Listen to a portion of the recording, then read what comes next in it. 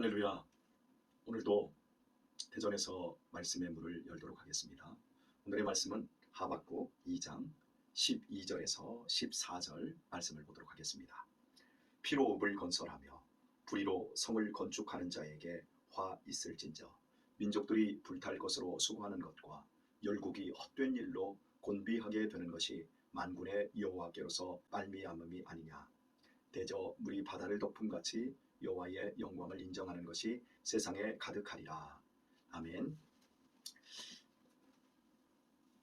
바벨론이 한 일은 이 땅에서 자기들의 아성을 쌓는 것이었습니다. 자기들만의 부귀 영화를 쌓았습니다. 그리고 그 과정에서 건전한 노동과 건강한 경제 활동을 통해서 아성을 쌓은 것이 아니라 다른 나라를 짓밟고 다른 사람들의 행복을 유린하고 모은 재산과 빼앗은 것으로 아성을 쌓았습니다. 결국 하나님은 12절 본문에서 피로 읍을 건설하며 불의로 성을 건축했다 말씀하고 있습니다. 이것이 화가 되었다. 계속해서 우리가 하박국 선지자의 말씀을 배워오면서 화 있을진저, 화 있을진저 이 말씀이 거듭되고 있어요. 우리가 요한계시록을 살펴보면 화 있을진저라고 하는 말 역시 동일하게 반복된다는 사실을 볼 수가 있습니다. 그리고 큰 성 바벨론으로 온 세상을 대표해서 무너졌도다, 무너졌도다 한탄하는 이 말씀을 계시록을 통해서 볼 수 있습니다. 그러니까 바벨론의 본질은 바벨론만의 경고로 끝나지 않고 이 세상 모든 사람들, 모든 나라에 대한 경고라고 할 수 있겠습니다. 화 있을진저, 민족들이 불탈 것으로 수고하는 것과 열국이 헛된 일로 곤비하게 되는 것이 만군의 여호와께로서 말미암음이 아니냐, 의문문으로 말을 하고 있습니다. 그만큼 강하게 진실이고 이것이 너무나 확실한 사실이라는 것을 말씀하고 있지요. 민족들이 불탈 것으로 수고합니다. 여러분 어린 시절 불 가지고 참 많이 놀았죠. 쥐불놀이도 하고 또 그 과정에서 불도 나고 집에 불 붙은 것도 보고 집단이 훨훨 타서 다 없어지는 것도 보고, 불이라고 하는 것은 이 세상에 있는 모든 것을 쓸모없게 만들어 버립니다. 그 형체조차 없게 채로 만들어 버립니다. 바벨론이, 즉 하나님을 모르는 사람들이 이 땅에서 하는 일이라고 하는 것은 그저 불탈 것에 온 정열을 쏟고 있을 뿐입니다. 아무리 좋은 성읍을 건설하고 집을 건축했어도 다 불타 없어질 것들이라고 한다면 이게 얼마나 험한 일입니까? 역시 헛된 일로 곤비하게 된다. 온 에너지를 다 쏟았는데 그냥 피곤하기만 하지. 그것이 가져다주는 어떤 위로, 자부심, 또한 행복, 이런 것들이 없다라는 거죠. 인생에 있어서 헛된 것만큼 인생을 힘들게 하는 것이 어디 있겠습니까?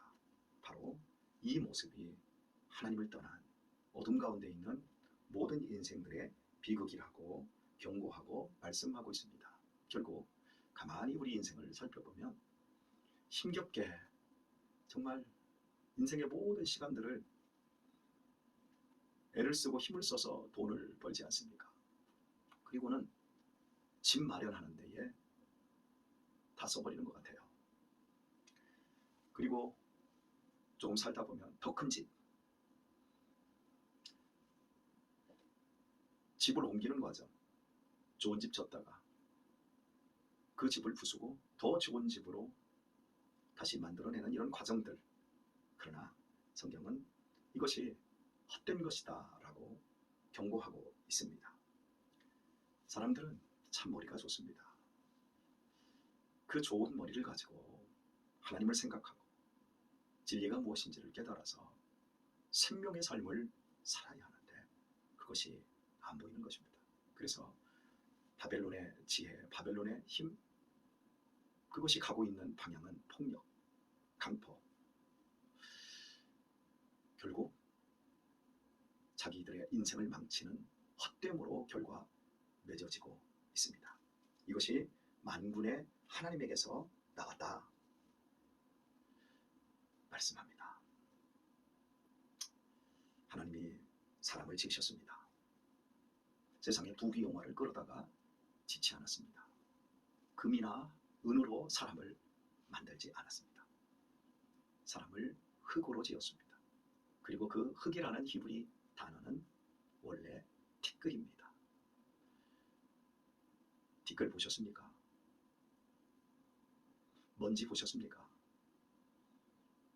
보이지도 않을 만큼 작고 그리고 보잘것없고 더럽게 취급되어지는 것, 바로 그것 가지고 하나님이 사람을 만드셨고 그 코에 생기를 불어넣으셔서 당신의 형상으로 바꿔내신 겁니다. 그러니 얼마나 귀한 존재입니까? 티끌 때문에 귀한 것이 아니라 하나님의 형상, 네페쉬, 그분의 숨이 우리 안에 있기에 귀한 것입니다. 그런데 인간은 죄로 말미암아 하나님을 잃어버렸고 하나님을 떠난 존재가 되었습니다. 결국 티끌만 남은 거지요. 그래서 아무리 대단한 머리를 가지고 있고 아무리 아름다운 육체를 소유하고 있고 세상의 모든 물질을 다 자기 손에 움켜쥐고 있다 할지라도 티끌입니다. 콧구멍만 막히면 2, 3분 내로 죽는 티끌에 불과합니다. 인간은 결코 신이 아닙니다. 인간은 티끌입니다. 우리들이 인생을 살아갈 때 망하지 않으려면 티끌임을 인정해야 합니다. 피로 성읍을 건설하면 안 됩니다. 타인들을 짓밟고 타인들의 고통을 이용해서 나의 유익과 행복을 창조하면 안 됩니다. 우리가 티끌임을 보아야 하고 고백해야 되고 그리고 하나님의 숨, 하나님의 형상을 닮은 사람으로 우리 자신을 온전히 하나님께 드려야 합니다. 티끌로서는 아무것도 이룰 수가 없습니다. 이 티끌이 풍요롭고 복된 인생을 살려면 하나님의 숨을 계속 불어넣어야 되는데 그 숨은 바로 하나님의 말씀입니다. 말씀으로 우리의 영혼을, 우리의 인생을 다 채워야 합니다. 그때 우리는 이 땅에서 피로 건설된 삶을 살지 않고 하나님이 기뻐하는 삶으로, 도구로, 자녀로 하나님께 영광을 올려드릴 수 있게 되어집니다. 말씀을 우리 안에 받아들이고 깊이 채우려고 하면 반드시 고난을 통과해야 합니다. 고난이 없이 말씀을 받으면 말씀은 자꾸 지식으로 흘러가고 믿음 역시 행동하는 믿음, 삶으로 살아내는 믿음이 아니라 지적 동의에 불과한 말씀으로 변질되어집니다. 그러나 고난을 통과하면 하나님의 말씀이 우리의 영혼에 속속 들어오게 되어집니다. 그리고 그 말씀들은 우리 안에서 살이 되고 뼈가 되고 피가 되어서 우리에게 삶의 원동력을 제공합니다. 그래서 하나님을 높이면서 사람들을 도와주는 천사와 같은 아름답고 복된 인생을 살게 되어집니다. 저는 우리 모두가 이렇게 쓰임받기를 원합니다. 여러분 주변에서 한때 잘 나가던 사람들이 있었을 것입니다. 방송 매체가 발달되어서 정치인들이나 경제인들, 사회적으로 유명한 사람들이 하루아침에 잘못되는 것, 추락하는 것을 우리가 흔히들 보고 있지 않습니까? 왜 그들이 무소불위의 권력의 자리에서, 억만장자의 자리에서 비참하게 추락하는 것입니까? 바로 바벨론적 사고와 삶을 살기 때문입니다. 우리는 그들의 멸망을 통해서, 그들의 심판을 통해서 하나님의 말씀의 정직성, 심으면 심은 대로 거둔다라는 심판의 정직성을 경고로 받는 것입니다. 그래서 우리 자신들이 고백해야 하는 겁니다. 14절에 우리의 고백에 대해서 이렇게 설명을 합니다. 대저 물이 바다를 덮음같이 여호와의 영광을 인정하는 것이 세상에 가득하리라. 아멘. 저는 서해 바다가 가까운 동네에서 자라났습니다. 그래서 고등학교 때는 자주 친구들과 함께 바다에 나갔습니다. 또한 친구들이 바다에 인접해 있는 동네에서 많이 살았습니다. 그래서 군산이라든지 또 빈 서면 이런 쪽에 바닷가에서 자주 잠을 잤는데요. 물이 다 빠져나가면 얼마나 그 갯벌과 바닷가가 그 흉물스러운지 모릅니다.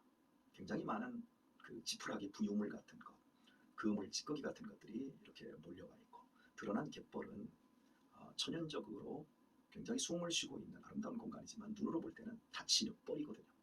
그러나 일단 밀물이 들어오면 그 바다가 깨끗하고 너무너무 아름답게 보여집니다. 물이 바다를 덮음같이 여호와의 영광을 인정하는 것이 세상에 가득하리라. 하박국 선지자는 놀라운 비전을 이야기를 했습니다. 그리고 우리는 이 찬양을 지금 곡을 붙여서 찬양으로 승화시켜서 부르고 있지 않습니까? 사랑하는 교회 여러분, 바벨론이라는 나라는 피로 성읍을 건설하고 불의로 성읍을 건축하며 그 힘을 죽이고 빼앗는 것에 사용했습니다. 그러나 결국 헛되어 버렸습니다. 불타버리고 곤비할 뿐 아무것도 남지 않는 먼지와 같은 모습으로 사라지고 말았습니다. 그러나 말입니다, 이 땅에 복음이 어떻게 시작했는지 보세요. 아무런 힘이 없었어요. 여자에게서 아이 하나가 태어났습니다. 그 아이가 이 땅에서 주옥 같은 말씀을 증거하고 신적인 기적을 잠시 잠깐 보이다가 십자가에서 죽고 말았습니다. 끝난 줄 알았습니다. 그러나 3일 후에 이 땅에서 일어날 수 없는 죽은 자 가운데서 부활하셨습니다.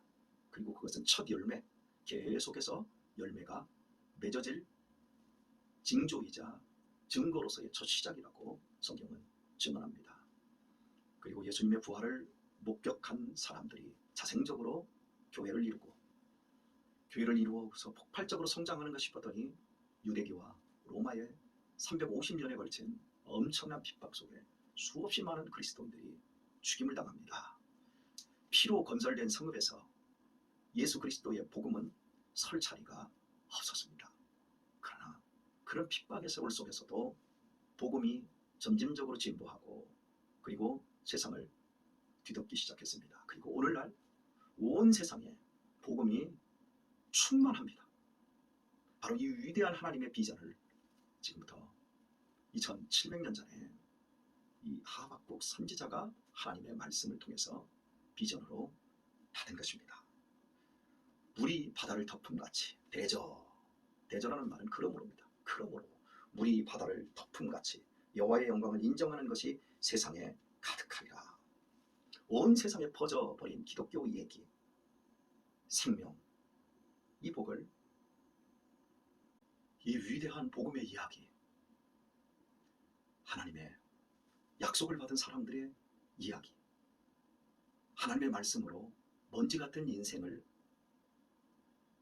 하나님의 형상을 닮은 자녀로 바꾸어가는 사람들의 이야기, 그 이야기가 세상에 충만해져 가고 있는데, 그 많은 사람들 중에, 그 놀라운 이야기들 중에 저와 여러분 역시 해당된다는 이 가슴 벅참을 가지고 우리의 남은 때를 우리는 살아야 할 것입니다.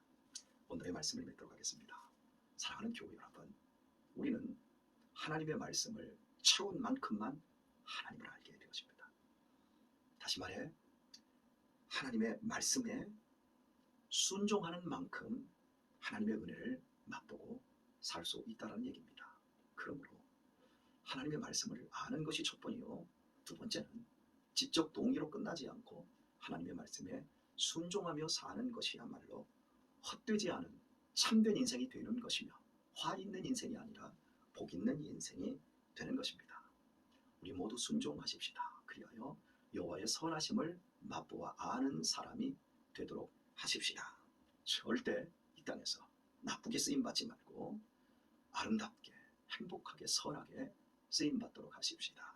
부디 지혜로우셔서 이 하루도 우리의 삶에 여호와를 인정하는 것이 물이 바다를 덮음같이 충만한 하루의 삶을 여러분의 삶을 통해서 시작하시고 누리시고 행복한 하루 되실 수 있기를 예수님의 이름으로 축원합니다.